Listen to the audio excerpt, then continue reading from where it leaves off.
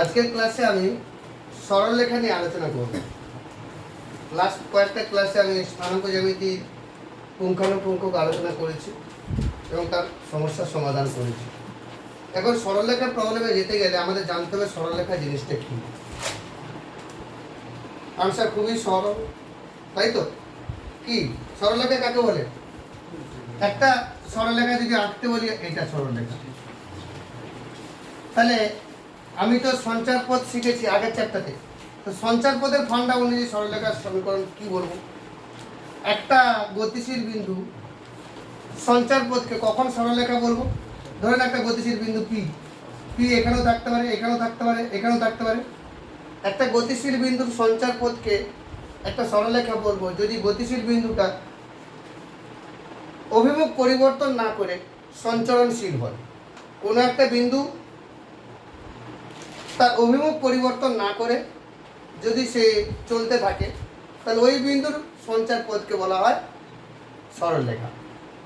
আর সঞ্চার পথের সমীকরণকে বলবো সরলরেখার সমীকরণ। যদি পি বিন্দু একটা গতিশীল বিন্দু হয়, এমনভাবে গতিশীল যে পি বিন্দু তার অভিমুখ পরিবর্তন করবে না, তার মানে কি সরলরেখায় চলতে থাকবে, তাহলে পি বিন্দুর সঞ্চার পথকে সরলরেখা বলবো। আর ওই সঞ্চার পথের সমীকরণটা পাবো, আগের চ্যাপ্টারে করেছি তো, যে কোনো বিন্দুর সঞ্চার পথের সমীকরণ নির্ণয় করো। তাহলে পি বিন্দুর সঞ্চার পথ যেটা পাবো সেটাই হচ্ছে সরলরেখার সমীকরণ। এখন সরলরেখা আমাদের জানতে গেলে সরলরেখার কিছু ক্যারেক্টার জানতে হবে। সরলরেখার ক্যারেক্টার কি জানতে হবে আমাদের? ধরে নাও এক্স অক্ষ, ওয়াই অক্ষ, একটা সরলরেখা এবি। এই সরলরেখাটা এক্স অক্ষের সঙ্গে ধরে নাও সি বিন্দুতে ছেদ করেছে। তো এক্স অক্ষের সঙ্গে থিটা কোণ করছে। কোণের মেজারমেন্টটা কি? এরকম অ্যান্টি ক্লকওয়াইজ মেজারমেন্ট। ত্রিকোণমিতি প্রথম চ্যাপ্টারে করেছিলেন। অ্যান্টি ক্লকওয়াইজ মেজারমেন্ট মানে পজিটিভ, আর ক্লকওয়াইজ মেজারমেন্ট মানে নেগেটিভ। তার মানে কোনো সরলরেখা এক্স অক্ষের সঙ্গে যে কোণ করে, যে কোণ সেটা ধনাত্মক কোণ না ঋণাত্মক কোণ? ধনাত্মক কোণ। তার মানে কোনো সরলরেখা এক্স অক্ষের ধনাত্মক দিকের সঙ্গে যে কোণ করে সেই কোণকে এই সরলরেখার এক স্পেশাল ক্যারেক্টার বলবো, সেটাকে বলবো আনতি। আনতি inclination.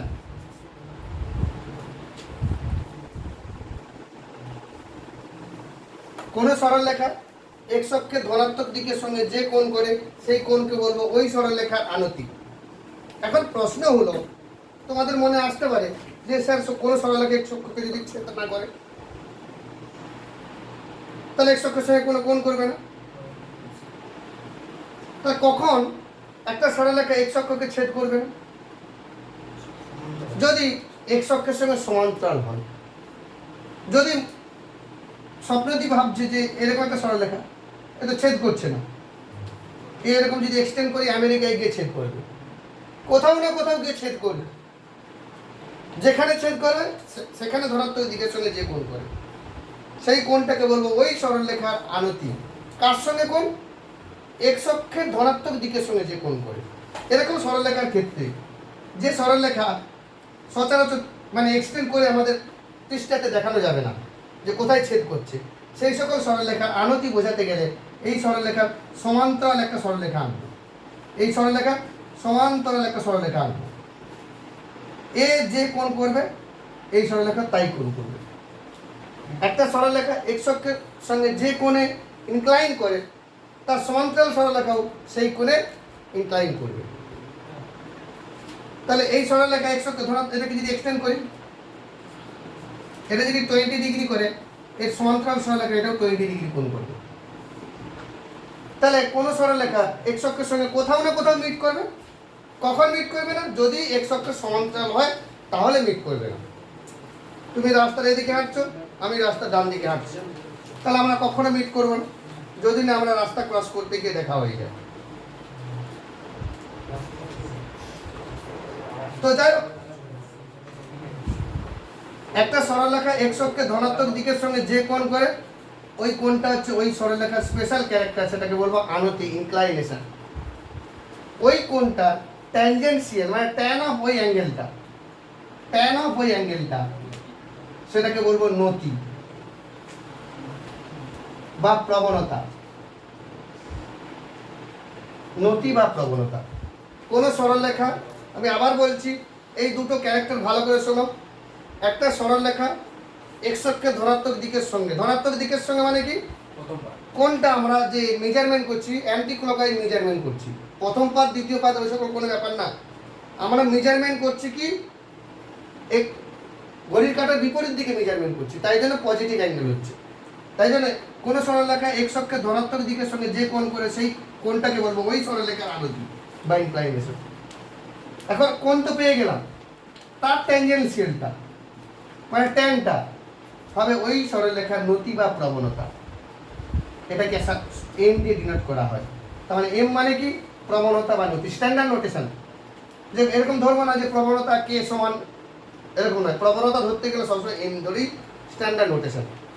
M equal to tan theta, যেটা নতি বা প্রবণতা, যেটাকে স্লোপ বলা হয়, স্লোপ বা গ্রেডিয়েন্টও বলা হয়,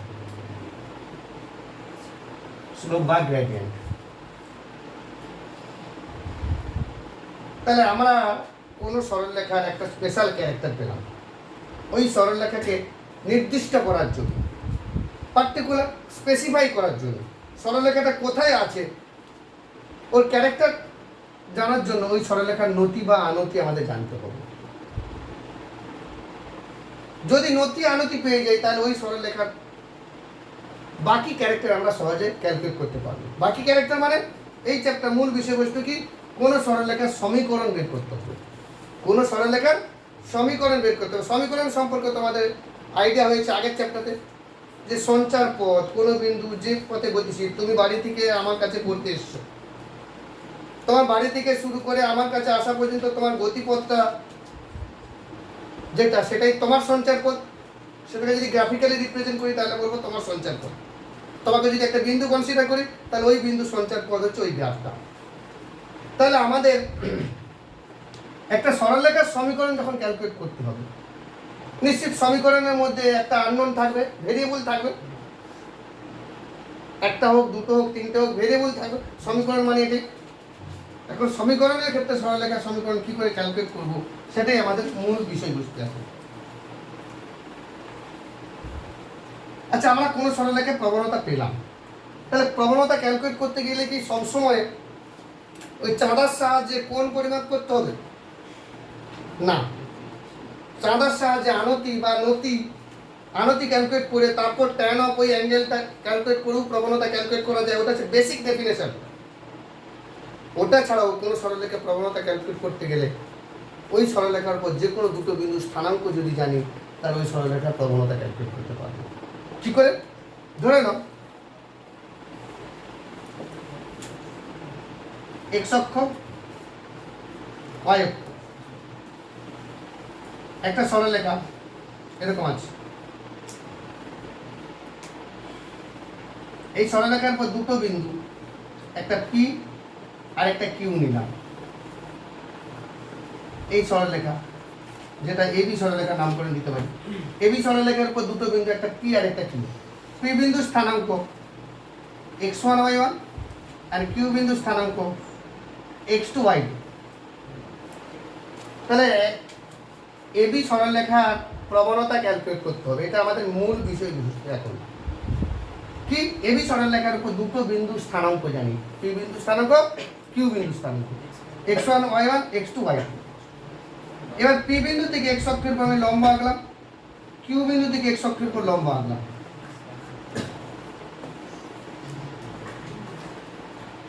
TL QM আর P বিন্দু থেকে x অক্ষের সমান্তরাল করে একটা সরলরেখা PN আঁকলাম। এবার আমি কিছু ক্যারেক্টার ভাবছি, একটু দেখো, লক্ষ্য করে মনে। P বিন্দুর স্থানাঙ্ক মানে কি, P বিন্দুর ভুজ x1, P বিন্দুর কোটি y1। তাহলে ভুজ মানে কি, O থেকে L পর্যন্ত, O থেকে L পর্যন্ত দূরত্ব, মানে OL ইকুয়াল টু x1, আর পি এল ইকুয়াল টু কত, P L equal to Y one. আবার কিউ বিন্দুর ক্ষেত্রে কি পাবো, ও থেকে এম পর্যন্ত ভুজ আর কিউ থেকে এম পর্যন্ত কোটি, তাহলে O M equal to X two, ও না Q M equal to Y two. এখন ও এম এক্স টু আর ও এল হচ্ছে এক্স ওয়ান, দুটো বিয়োগ করলে তো এই ডিস্টেন্সটা পেয়ে যাবো। এই ডিস্টেন্সে তাহলে কি হবে, X two minus X one. আর এল থেকে এম পর্যন্ত দূরত্ব যদি X two minus X one হয়, তাহলে এটাও তাহলে X two minus X one হবে। আবার উল্টো দিকে কিউ থেকে এম পর্যন্ত ওয়াই টু আর পি থেকে এল পর্যন্ত ওয়াই ওয়ান, তার মানে এন থেকে এম পর্যন্ত ওয়াই ওয়ান। এটা যদি ওয়াই ওয়ান হয় এটা ওয়াই ওয়ান, আর বাইকটা টোটাল ওয়াই টু। আর এই ডিস্টেন্স তাহলে কি পাবো, y two minus y one. এখন এই সরলরেখা যদি এক্স অক্ষের ধনাত্মক দিকের সঙ্গে থিটা কোণ করে, তাহলে এটা যদি থিটা হয়, তোমরা মাধ্যমিকে অনেক এক্সট্রা জ্যামিতিক উপপাদ্য করেছো, এটা যদি থিটা হয় তাহলে এটাও থিটা হবে। এটা তো রাইট অ্যাঙ্গেল ট্রায়াঙ্গেল, এটা যদি রাইট অ্যাঙ্গেল ট্রায়াঙ্গেল হয়, P N Q right angle triangle, এটা এই ট্রায়াঙ্গেলের ক্ষেত্রে আমাদের কি পাচ্ছি, এটা লম্ব এটা ভূমি, তাহলে tan থিটা ইকুয়াল টু কত,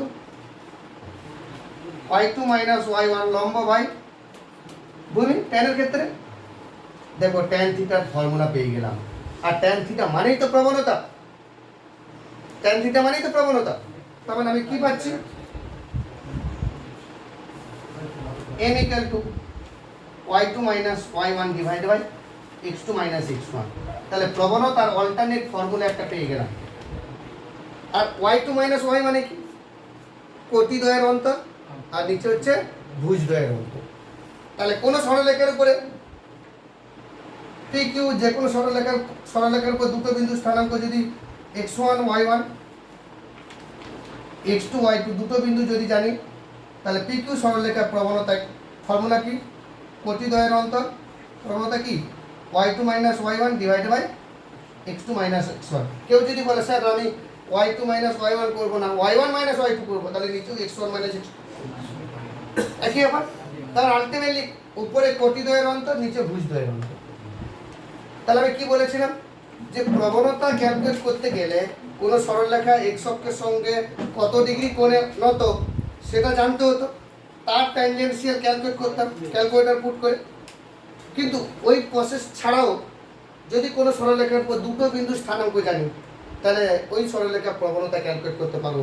ভেরি ইম্পর্টেন্ট ফান্ডা এই চ্যাপ্টার জন্য, কোটি দ্বয়ের অন্তর বাই ভুজ দ্বয়ের অন্তর, কোনো সরলরেখার প্রবণতা ক্যালকুলেট করার ফান্ডা। এখন যে জায়গাতে আমরা যাব,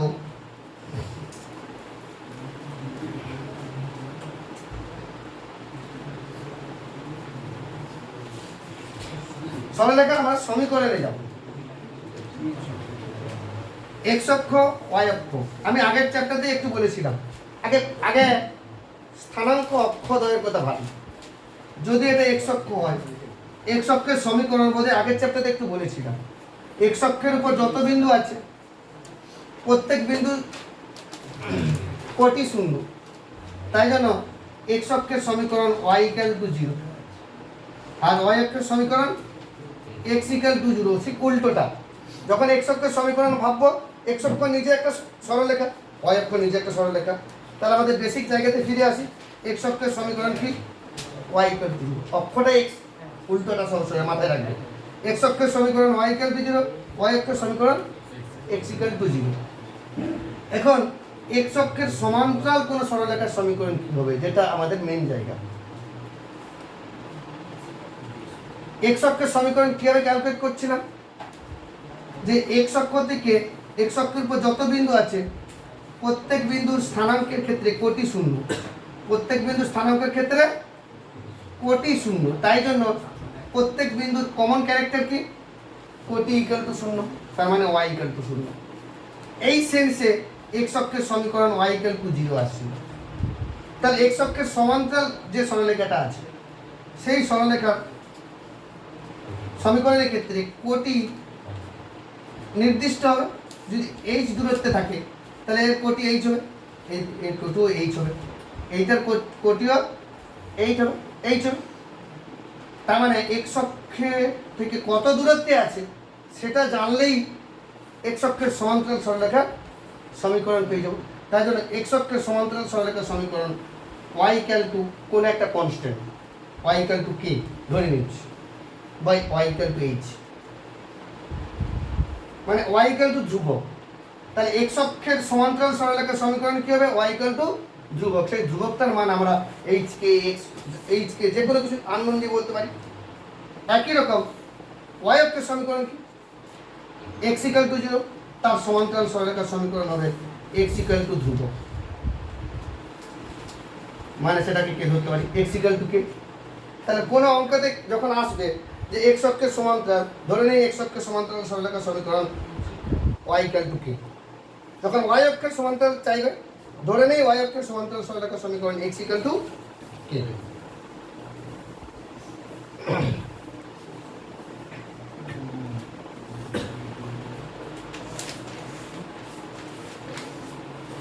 এটা গেল আমাদের স্থানাঙ্ক অক্ষের ব্যাপার।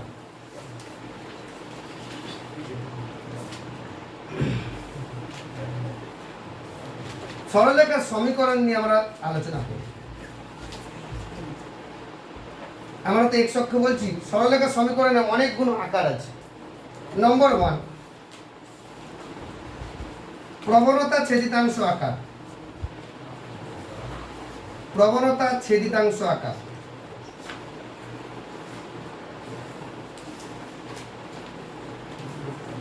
প্রবণতা ছেদিতাংশ আকার মানে কি? প্রবণতা জানি আর কত দূরত্ব ছেদ করছে সেই ছেদিতাংশ তাহলে জানি। তাই জন্য এই আকারটাকে বলা হয় প্রবণতা ছেদিতাংশ আকার। মানে কোনো সরলরেখা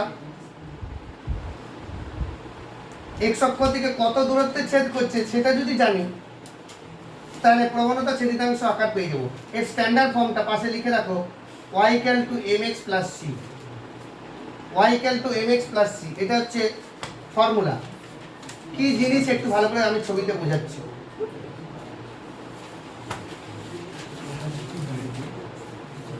কোন সরলরেখার সমীকরণ y equal two mx plus c, যদি ওই সরলরেখার প্রবণতা m জানি, ধরে নিই একটা সরলরেখা তার প্রবণতা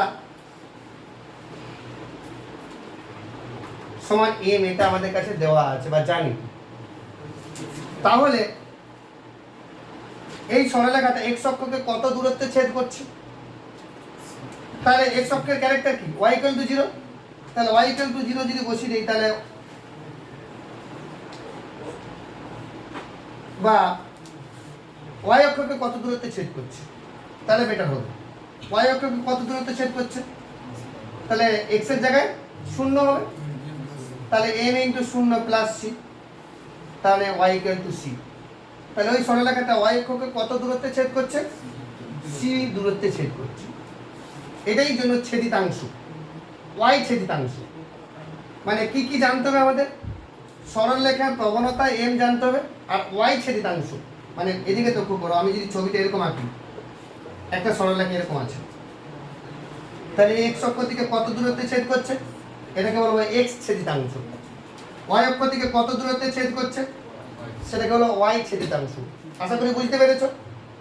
তাহলে এই অঙ্কের ক্ষেত্রে y অক্ষ থেকে কত দূরত্বে ছেদ করবে? c দূরত্বে ছেদ করবে, c,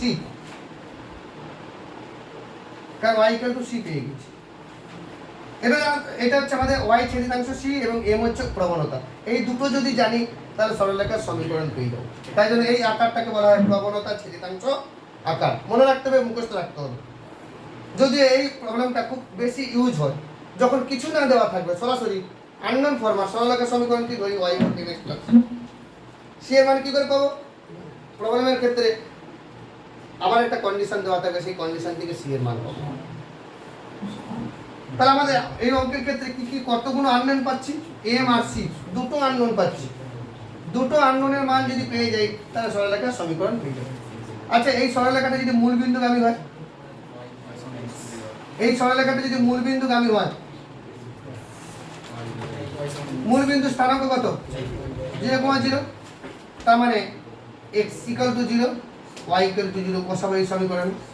তাহলে 0 equal to m into 0 plus c, আর আলটিমেটলি কি পাচ্ছি c ইকুয়াল টু 0। তাহলে ধ্রুবক পদটা শূন্য হয়ে যাচ্ছে। তাহলে কোন সরলরেখা মূল বিন্দুগামী কোন সরলরেখা সমীকরণ y ইকুয়াল টু mx ধরবো। অঙ্কের ক্ষেত্রে কি ধরবো? মূল বিন্দুগামী কোন সরলরেখা সমীকরণ y ইকুয়াল টু mx, কারণ c তো শূন্য। শুধু তাই নয়, এর পরবর্তীকালে আমি আরো আসছি, সরলরেখার সমীকরণ যখন ধরতে হবে বা কখন তৈরি করতে হবে, যদি সরলরেখাটা মূল বিন্দুগামী হয় তাহলে সবসময় ধ্রুবক পদ থাকবে না। মূল বিন্দুগামী যদি হয় ধ্রুবক পদ থাকবে না। তাহলে প্রবণতা ছেদিতাংশ আকারের ক্যারেক্টারটা বুঝতে পারলে নেক্সট যেটাতে আসবো, বিন্দু প্রবণতা আকার। বিন্দু প্রবণতা আকার মানে বিন্দু জানি, একটা বিন্দু জানি আর একটা প্রবণতা জানি। বিন্দু প্রবণতা আকার মানে একটা সরলরেখার উপরে একটা বিন্দু জানি, সেই বিন্দুর স্থানাঙ্ক ধরে নিই x1 y1, এই বিন্দুটার প্রবণতা জানি tan থিটা। তাহলে এই বিন্দু জানি আর প্রবণতা জানি, এই প্রবণতা ধরে নিই জানি m। তাহলে কি কি আমরা জানি? এই সরলরেখাটার সমীকরণ বের করতে হবে যার উপরে একটা বিন্দু স্থানাঙ্ক জানি আর সরলরেখার প্রবণতা আমরা জানি। তাহলে এর বিন্দু প্রবণতা আকারে আমাকে সমীকরণ ধরতে হবে। বিন্দু প্রবণতা আকারটা কি? y minus y1 equal to m into x minus x1। সব ব্লক করছি, এগুলো হচ্ছে ফর্মুলা, মনে রাখতে হবে, মুখস্থ করতে হবে সরলরেখার ক্ষেত্রে। বিন্দুটা হচ্ছে x1 y1 আর m হচ্ছে প্রবণতা। তাহলে যে কোনো সরলরেখার সমীকরণ বের করতে গেলে যদি ওর প্রবণতা দেওয়া থাকে, আবার শুধু যদি প্রবণতা দেওয়া থাকে তাহলে 1 নম্বরের ফরম্যাটে ধরবো, আর প্রবণতাও দেওয়া আছে আর বিন্দু দেওয়া আছে তাহলে এই ফরম্যাটে ধরবো। কারণ কি? বিন্দু প্রবণতা আকার, বিন্দু দেওয়া আছে আর প্রবণতা দেওয়া আছে। y minus y1 equal to m into x minus x1 কি করে এলো? দেখো, এই সরলরেখার উপরে কোনো একটা বিন্দু আমি যদি একটা সঞ্চরণশীল বিন্দু, যে বিন্দুটা মুভিং পয়েন্ট, সরলরেখার ফান্ডাটা কি বলেছিলাম যে একটা বিন্দুর সঞ্চার পথকে সরলরেখা বলবো যদি ওই বিন্দুটা কোনো অভিমুখ পরিবর্তন না করে সঞ্চরণশীল হয় বা গতিশীল হয়। তাহলে আমি গতিশীল বিন্দুটার নাম আমি ধরে নিই আর একটা গতিশীল বিন্দু যার স্থানাঙ্ক x, y। তাহলে এই সরলরেখার উপরে দুটো বিন্দু তো পেয়ে গেছে পি আর, তাহলে এর প্রবণতা কি পাবো? দুটো বিন্দু যদি পেয়ে যাই তাহলে প্রবণতা কি পাবো? প্রতিদ্বয়ের অন্তর বাই ভুজদ্বয়ের অন্তর। তাহলে y minus y1 divide by x minus x1, এটাই প্রবণতা। তাহলে এটাই হচ্ছে m প্রবণতা। তাহলে কোনাকুনি গুণ করে দাও, y minus y1 equal to m into x minus x1, এসে গেল ফরম্যাটটা। তাহলে কোনো বিন্দু প্রবণতা আকার, কোনো সরলরেখার উপরে একটা বিন্দু x1 y1 আর ওই সরলরেখার প্রবণতা m যদি জানি, ওই ফরম্যাটটা হবে y minus y1 equal to m into x minus x1। এটা হচ্ছে আমাদের বিন্দু প্রবণতা আকার।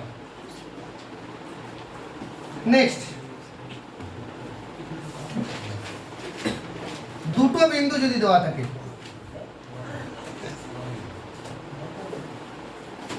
দুই বিন্দু আকার, এখানে কিন্তু এতক্ষণ প্রবণতা দেওয়া ছিল 1 নম্বর 2 নম্বর ফরম্যাটে। এবারে সরলরেখার উপর দুটো বিন্দু দেওয়া আছে, একটা বিন্দু P আর একটা Q। P বিন্দু স্থানাঙ্ক x1 y1, Q বিন্দু স্থানাঙ্ক x2 y2। কোন সরলরেখার উপর দুটো বিন্দু যদি দেওয়া থাকে তাহলে সরলরেখার সমীকরণ বের করতে পারবো। সেই ফরম্যাটটা কি হবে? সেই ফরম্যাটটা এটা হবে যে y minus y1 divided by x minus x1 equal to y1 minus y2 divided by x1 minus x2। এটাকে বলা হয় দুই বিন্দু আকার। সরলরেখার উপর দুটো বিন্দু স্থানাঙ্ক যদি x1 y1 এবং x2 y2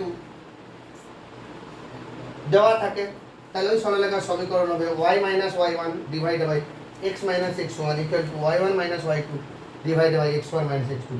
মনে রাখার ফান্ডাটা কি? y মাইনাস y1, তারপরে উপরে কি হবে y1 মাইনাস y2।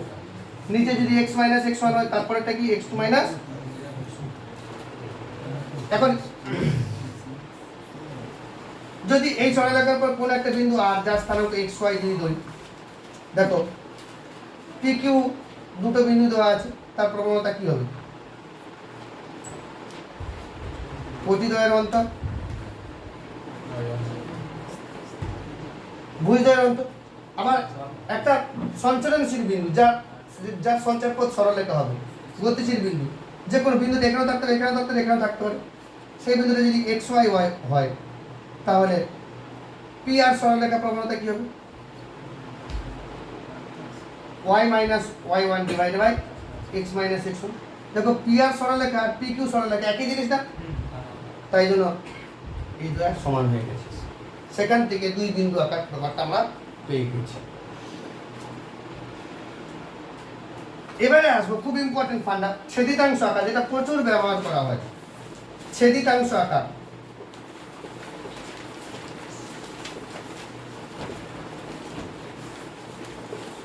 কোন সরলরেখার ছেদিতাংশ আকার, ইন্টারসেক্ট ফর্ম, মানে সরলরেখার ইন্টারসেক্ট ফর্ম আর স্ট্যান্ডার্ড হবে x by a plus y by b equal to 1। মানে কি এর সিগনিফিকেন্টটা কি? সরলরেখাটা যদি এরকম হয়, এটা হচ্ছে x ছেদিতাংশ, বিটা হচ্ছে y ছেদিতাংশ, মানে মূল বিন্দু থেকে a একক দূরত্বে ছেদ করছে এই বিন্দুতে, আর মূল বিন্দু থেকে y একক দূরত্বে b একক দূরত্বে ক্যাপিটাল B বিন্দুতে ছেদ করছে, তাহলে এই সরলরেখার সমীকরণ এটা হবে। আশা করি বুঝতে পারছো ছেদিতাংশ আকারের ফান্ডাটা কি। যদি কোনো সরলরেখার দুটো ছেদিতাংশ, x ছেদিতাংশ y ছেদিতাংশ, x ছেদিতাংশ মানে মূল বিন্দু থেকে কত একক দূরত্বে ছেদ করছে, y ছেদিতাংশ মানে মূল বিন্দু থেকে কত দূরত্বে y এককে ছেদ করছে, এই দুটো a আর b এর মান যদি জানি, ওই সরলরেখার সমীকরণ হবে x by a plus y by b equal to 1। এটাকে বলা হয় ছেদিতাংশ আকার। নেক্সট নরমাল ফর্ম, অভিলম্ব আকার। অভিলম্ব আকার,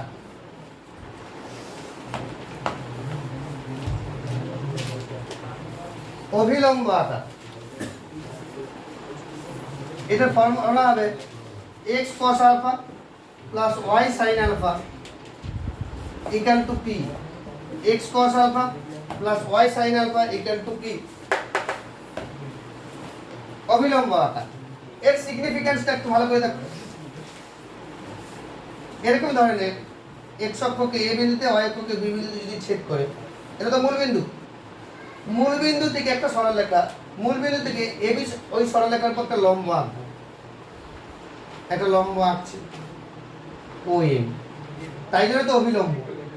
মূল বিন্দু থেকে ওই সরলরেখার পর লম্ব আঁকবো, সেই লম্ব যে সরলরেখা তার আনতি হচ্ছে আলফা, ওই সরলরেখার আনতি নয়, মূল বিন্দু থেকে ওই সরলরেখার পর যে লম্ব আঁকছি সেই লম্ব সরলরেখার আনতি হচ্ছে আলফা। সেখান থেকে x cos alpha plus y sin alpha equal to p হচ্ছে মূল বিন্দু থেকে দূরত্বটা হচ্ছে p। তার মানে কি হলো, কোন সরলরেখার মূল বিন্দু থেকে দূরত্ব যদি p একক হয় এবং মূল বিন্দু থেকে যে দূরত্ব যে সরলরেখাটা সেই সরলরেখার আনতি যদি আলফা হয়, তাহলে x cos alpha plus y sin alpha equal to p হবে। এটা হচ্ছে অভিলম্ব আকারের সিগনিফিকেন্স।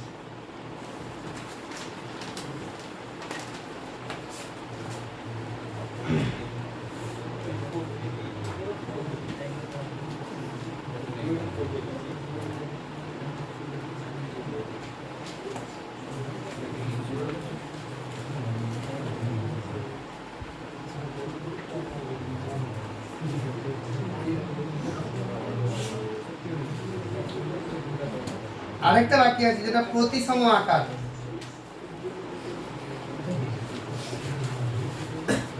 সিমেট্রিক ফর্ম, প্রতিসম আকার, এর ফরম্যাটটা হচ্ছে y minus y1 by sine theta equal to x minus x1 by cos theta equal to r। y minus y1 by sine theta X minus X one by cos theta equal to R. এটা মানে কি, ওই সরলরেখা x অক্ষের আনতি হচ্ছে theta, যেখান থেকে প্রবণতা M equal to tan theta পাই, সেই আনতি থিটা। আর এক্স ওয়ান ওয়াই ওয়ান হচ্ছে ওর উপর একটা বিন্দু, ওই সরলরেখার উপর একটা বিন্দু। এখন তোমাদের প্রশ্ন হবে স্যার আরটা কি? আরটা হচ্ছে, এটা তো স্থির বিন্দু, আর হচ্ছে মুভিং পয়েন্টের ডিস্টেন্স, কোন একটা বিন্দু পি যার স্থানাঙ্ক এক্স ওয়াই, তাহলে পি কিউর মধ্যে দূরত্বটা হচ্ছে আর। যে কোনো পয়েন্ট পি যার স্থানাঙ্ক এক্স ওয়াই যদি হয়, পি বিন্দু থেকে কিউ বিন্দু স্থানাঙ্ক হচ্ছে আর। সে পি বিন্দু এখানেও থাকতে পারে, এখানেও থাকতে পারে, তাই জন্য আর হচ্ছে চেঞ্জ হওয়া সবসময়। আরটা কার উপর নির্ভর করবে? স্থির বিন্দু থেকে যে বিন্দুর দূরত্ব, সেই বিন্দুটা কোথায় আছে তার অবস্থানের উপর আর এর মান নির্ণয় করবে। তাহলে এখান থেকে আর কোনো বিন্দুর স্থানাঙ্ক ক্যালকুলেট করা যায়, এই প্রতিসম আকার থেকে কোনো বিন্দুর স্থানাঙ্ক এরকমভাবে ক্যালকুলেট করা যায়। এক্স কমা ওয়াই, দেখো তো এক্স ক্যালকুলেট করা যাবে না? যদি আমি প্রথমেরটা ইকুয়াল টু আর ধরি, দেখো কোনাকুনি গুণ করে দিলে y minus y one equal to r sine theta, y ওয়ানটা ডান দিকে চলে যাচ্ছে, তাহলে কি পাচ্ছি? Y one plus r sine theta. আর এক্স ইকুয়াল টু কত পাবো? X one plus r cos theta. তাহলে কোনো বিন্দু স্থানাঙ্ক এরকম আকারও ধরতে পারি প্রতিসম আকার থেকে। যদিও আমাদের যখন অঙ্কতে যাব তোমরা ক্লিয়ার হয়ে যাবে প্রতিসম আকারে কীভাবে অঙ্ক করবে, কী ব্যাপার। এখন সরলরেখার এতগুলো ফরম্যাট আমি বললাম, প্রত্যেকটা ফরম্যাট একটা থেকে আরেকটাতে চেঞ্জ করা যায়। এটাতে যাওয়ার আগে আমাদের একটু বলে দিই, দুটো সরলরেখার সমীকরণ। একটা সরলরেখা সাধারণ আকার, একটা বলি সরলরেখার আরেকটা আকার বাকি আছে যেটা সাধারণ আকার, যেটা আমাদের আগে বলা উচিত ছিল। সাধারণ আকার, general form ax plus by plus c equal to 0, এটা হচ্ছে সরলরেখার সাধারণ আকার, 1 ডিগ্রি সমীকরণ। ফার্স্ট x এর ডিগ্রি 1, y এর ডিগ্রি 1, x এর পাওয়ারে কি আছে 1, y এর পাওয়ারে কি আছে 1, তাই জন্য ax plus by plus c equal to 0, এটা হচ্ছে সরলরেখার সমীকরণ। অনেকে এরকম লেখা হয় যে ax plus by equal to 1, এরকম ফরম্যাটেও সরলরেখার সমীকরণ ধরা হয়। x এর সঙ্গে কিছু থাকবে, y এর সঙ্গে। ফর এক্সাম্পল আমি সরলরেখার সমীকরণের একটা উদাহরণ দিচ্ছি, 2x plus 3y equal to 9, এটা একটা সরলরেখার সমীকরণ। তার মানে ক্লাস 9 10-এ আমরা যা করেছি সব কিন্তু একটা সরলরেখার সমীকরণ। 9-এ আমরা যখন অপনয়ন বা বজ্র গুণন যে সকল দুটো সরলরেখার সমাধান করেছি, দুটো সমীকরণ দেওয়া ছিল এরকম 2x plus 3y equal to 9, x plus y equal to 1, এই দুটো সরলরেখার এরকম দুটো সমীকরণ দেওয়া ছিল। তখন বলা ছিল না যে সরলরেখা, এই দুটো সমাধান করতাম আমরা, হয় অপনয়ন, নাহলে বজ্র গুণন, না হলে পরিবর্তন, যে কোনো পদ্ধতিতে আমরা সমাধান করতাম। x এর একটা মান পেতাম, y এর একটা মান পেতাম। এটা মানে কি বলতো, এই দুটো সরলরেখা ছেদ করলে সেই ছেদ বিন্দু স্থানাঙ্ক x, y। ক্লাস 10-এ আমরা সমাধান করেছি, x এর মান 2 পেয়েছি, y এর মান 1 পেয়েছি। তার মানে এই দুটো সরলরেখা, এটা একটা সরলরেখা, এটাও একটা সরলরেখা, এই দুটো সরলরেখা যেখানে ছেদ করছে সেই ছেদ বিন্দু স্থানাঙ্ক 2, 1। x এর মান 2 বেরিয়েছিল, y এর মান 1 বেরিয়েছিল, তার মানে ওই বিন্দু স্থানাঙ্ক 2, 1। আলটিমেটলি ওই যে সমাধান করছি ছেদ বিন্দু স্থানাঙ্ক ক্যালকুলেট করছি। ক্লাস 9-10 আমরা যা করেছি, তার মানে এরকম ফরম্যাটে something x plus something y plus something equal to 0, এরকম ফরম্যাটে যে কোনো সমীকরণ যখন দেখব তখন সেটাকে বলবো একটা সরলরেখার সমীকরণ।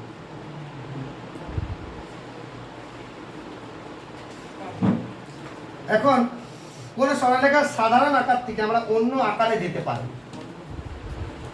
ধরে নিচ্ছি একটা সরলরেখার সাধারণ আকার দেওয়া আছে, ax plus by plus c equal to 0 বা equal to c, plus c equal to 0 বা ইকুয়াল টু c বলতে পারি।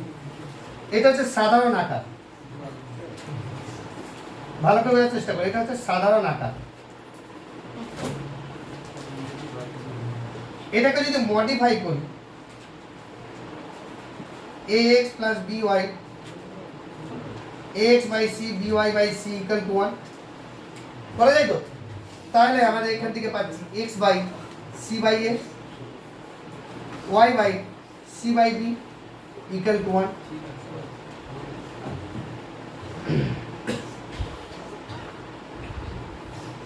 তার মানে আমাদের কি পেলাম, এই যে x by a plus y by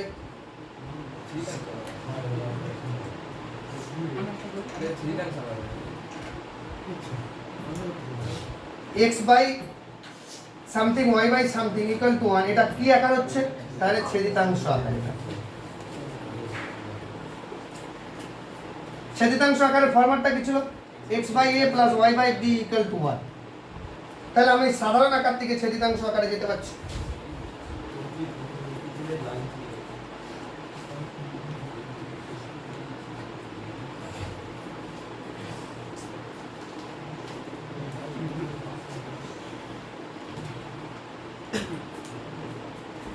এখান থেকে আমি প্রবণতা ক্যালকুলেট করব, এখান থেকে আমি প্রবণতা ক্যালকুলেট করতে পারবো সাধারণ আকার থেকে, কারণ প্রবণতা বের করতে গেলে y equal two mx plus c,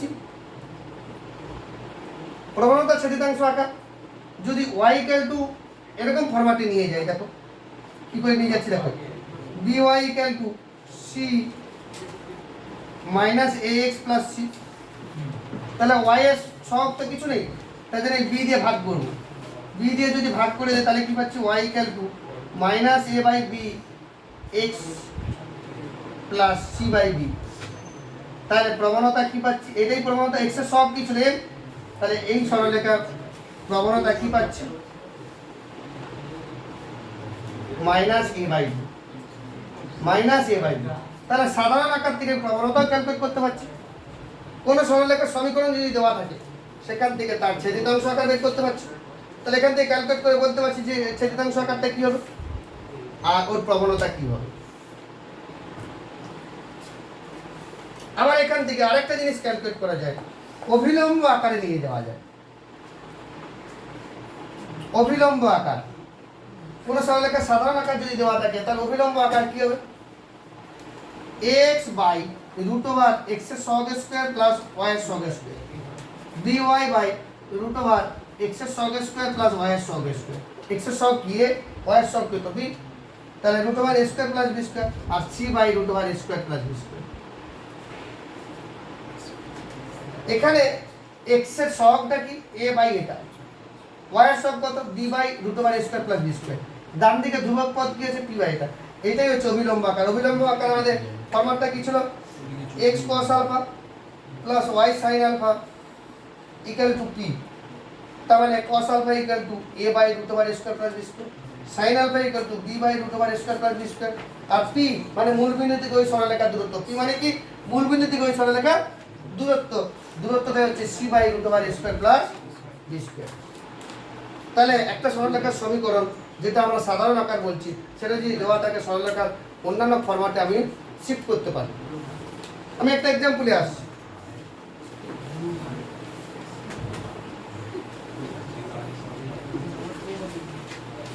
ধরে না একটা সরলরেখা 2x minus 3y equal to 1,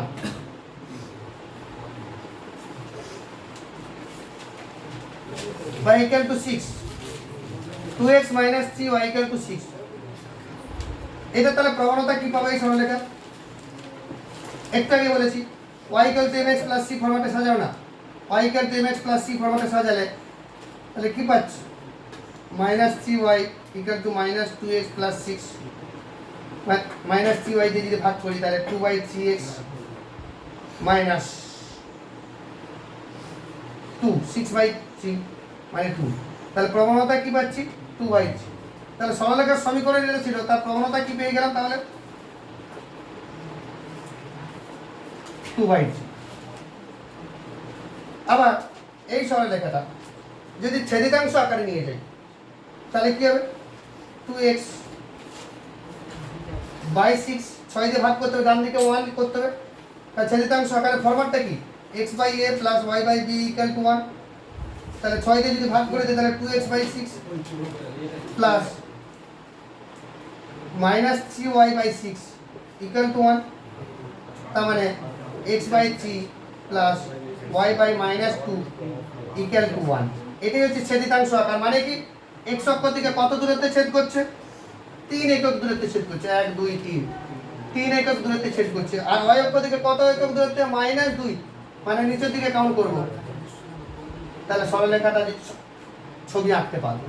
তাহলে কোন সরলরেখার ছেদিতাংশ আকার থেকে সরলরেখার ছবি সহজে আঁকতে পারবো।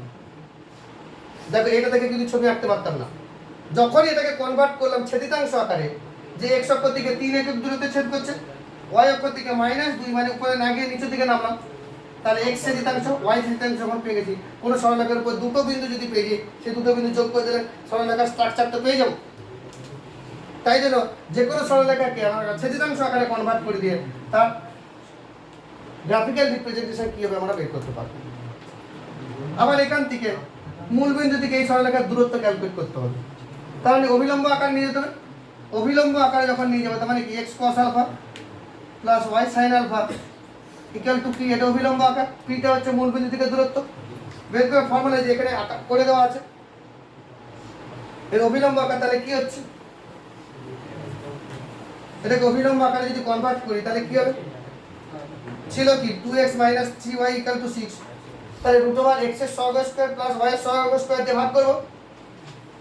তাহলে 2x √2 স্কয়ার প্লাস -3x এর সহগ স্কয়ার -3 স্কয়ার প্লাস বা minus 3y divide by √2 square plus -3 square equal to কি পাবো? 6/√x এর সহগ স্কয়ার প্লাস y এর সহগ স্কয়ার। এটা যদি সিম্পলিফাই করি তাহলে কি পাচ্ছি? 2x/√13 minus 3y/√13 equal to 6/√13।